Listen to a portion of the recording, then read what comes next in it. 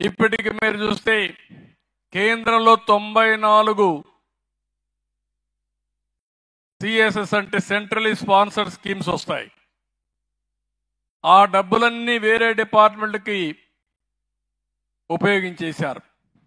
ఇప్పుడు ఉదాహరణ మీరు చూస్తే నరేంద్ర మోడీ గారు ప్రధానమంత్రి అయిన తర్వాత ప్రతి ఒక్క ఇంటికి ట్యాప్ ద్వారా వాటర్ ఇవ్వాలని, అది కూడా సస్టైనబుల్ వాటర్ ఇవ్వాలని, బోరేసి వాటర్ ఇవ్వడం కాదు. పక్కన నాగార్జున సాగర్ ఉంటే నాగార్జున సాగర్ నుంచి నీళ్లు తీసుకొచ్చి ఈ ఊర్లో ఇంటింటికి కొళ్ళాయి ద్వారా నీళ్లు ఇచ్చే కార్యక్రమానికి శ్రీకారం చుట్టారు.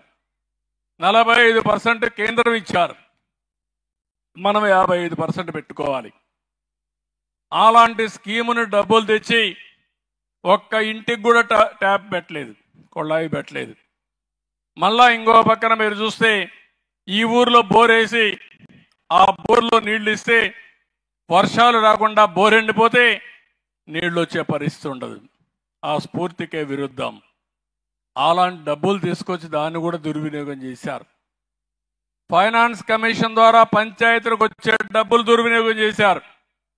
నేను అన్ని కరెక్ట్ చేసి ఇప్పటికి 75 స్కీముల్ని సెట్ రైట్ చేశాను. అందుకని ఈరోజు కొంతవరకు పరిపాలనలో మీరు చూస్తే ముందుకు పోయే పరిస్థితికి వచ్చాం. నేను ఒకటే చెప్తున్నా, నేను కష్టపడతా, శ్రమ చేస్తా, తెలివితేటలు ఉపయోగిస్తా, సంపద సృష్టిస్తా.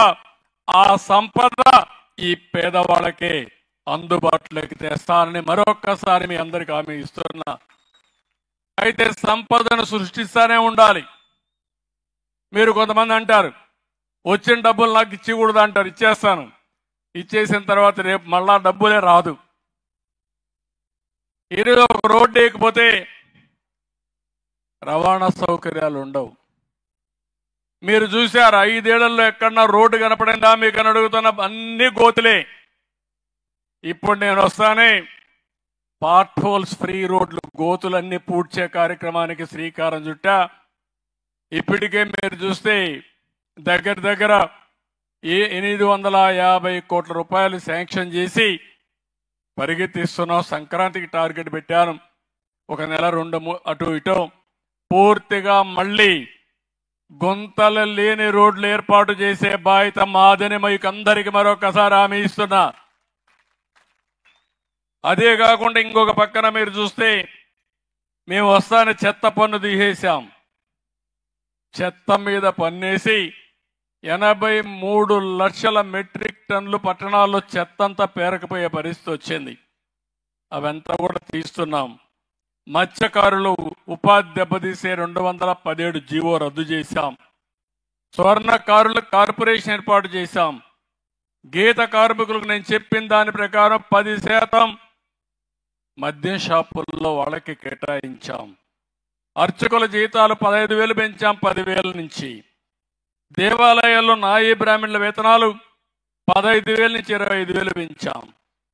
చిన్న చిన్న దేవాలయాల్లో దీపారాధన కూడా బాధలుంటే దీప నైవేద్యం కోసం 10,000 రూపాయలు ఇచ్చే కార్యక్రమానికి శ్రీకారం చుట్టాం. వేద విద్యార్థులకు 3,000 రూపాయలు నిరుద్యోగ భృతి ఇస్తున్నాం. చేనేత కార్మికులకు జీఎస్టీ ఎత్తేసాం. గృహ నిర్మాణానికి అదనంగా 50,000 రూపాయలు ఆర్థిక సహాయం చేశాం. గత పాలకులు మీరు చూస్తే కడాన మీరు ధాన్యం పండిస్తే ఆ ధాన్యాన్ని కొనుగోలు చేసి 6 నెలలు సంవత్సరం ఇచ్చేవాళ్ళు కాదు. 1,674 కోట్ల రూపాయలు అప్పు పెట్టి వెళ్ళిపోయారు. ఆ అప్పు కట్టి ఈరోజు 48 గంటల్లో మీకు డబ్బులు మీ అకౌంట్లో వేసే బాధ్యత నేను తీసుకున్నా.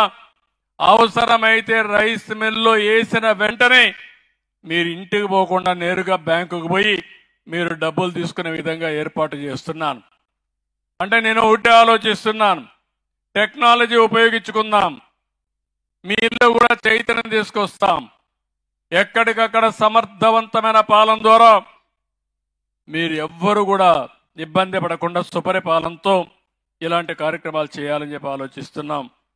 ఇప్పుడే కృష్ణదేవరాయలు గారు చెప్పినట్టు మళ్ళీ డ్రిప్ ఇరిగేషన్ కానీ ఇంకో పక్కన మైక్రో ఇరిగేషన్ కానీ, ఇంకో పక్క ఆధునికమైన పనిముట్లు ట్రాక్టర్స్ కానీ, ఇవన్నీ ఏవైతే ఉన్నాయో అవన్నీ కూడా ఇంట్రడ్యూస్ చేస్తాం.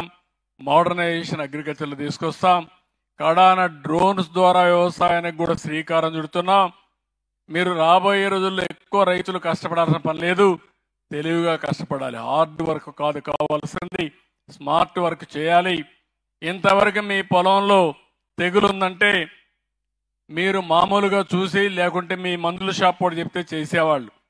అట్లా కాకుండా మీ ఫోన్లోనే మీ పొలంలో తెగులుందా లేదా చూసి, తెగులుగానే ఉందని మీకు అనుమానం వస్తే డ్రోన్ రమ్మంటే ఎక్కడ తెగులుందో అక్కడే మందు కొట్టే ఏర్పాట్లు చేసే విధంగా ఈ ప్రభుత్వం శ్రీకారం చుడుతున్నాం. నేను ఒకటే ఆలోచిస్తున్నాను, వ్యవసాయంలో ఖర్చు తగ్గాలి, ఆదాయం పెరగాలి. ఈ రాష్ట్రంలో మీరు చూస్తే అందరికంటే ఎక్కువ అప్పుల్లో ఉండేది రాష్ట్ర రైతాంగం. దేశంలోనే రైతులు ఎక్కువ అప్పుల్లో ఉన్నారు. దాన్ని కూడా తగ్గించాల్సిన అవసరం ఉంది. దానికి కూడా ఒక ప్రత్యేకమైన కార్యక్రమం చేస్తామని చెప్పి కూడా నేను మీకు తెలియజేస్తున్నా. అమరావతిని మీరు చూశారు, మొత్తం ఇష్టానుసారంగా చేస్తే 15,000 కోట్ల రూపాయలు గవర్నమెంట్ ఆఫ్ ఇండియా ఇచ్చారు. ఇంకో పక్కన బయట నుంచి తీసుకొచ్చాం. మళ్ళీ మనందరి రాజధాని ఒకే రాజధాని, అదే అమరావతిని పట్టాలెక్కించిన ఘనత ఎన్డీఏ ప్రభుత్వాన్ని.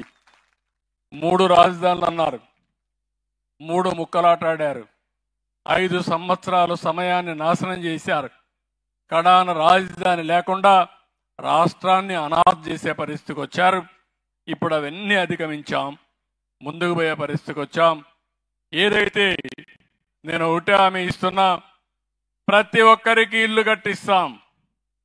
ప్రతి ఒక్కరికి పల్లెటూరుల్లో, గ్రామీణ ప్రాంతాల్లో 3 సెంట్లు ఇంటి జాగా ఇస్తాం. పట్టణ ప్రాంతాల్లో 2 సెంట్లు ఇంటి జాగా ఇచ్చి మీ అందరికీ ఇండ్లు కట్టించే బాధ్యత తెలుగుదేశం ప్రభుత్వం, ఎన్డీఏ ప్రభుత్వం తీసుకుంటామని కూడా హామీ ఇస్తున్నా. ఇంకో పక్కన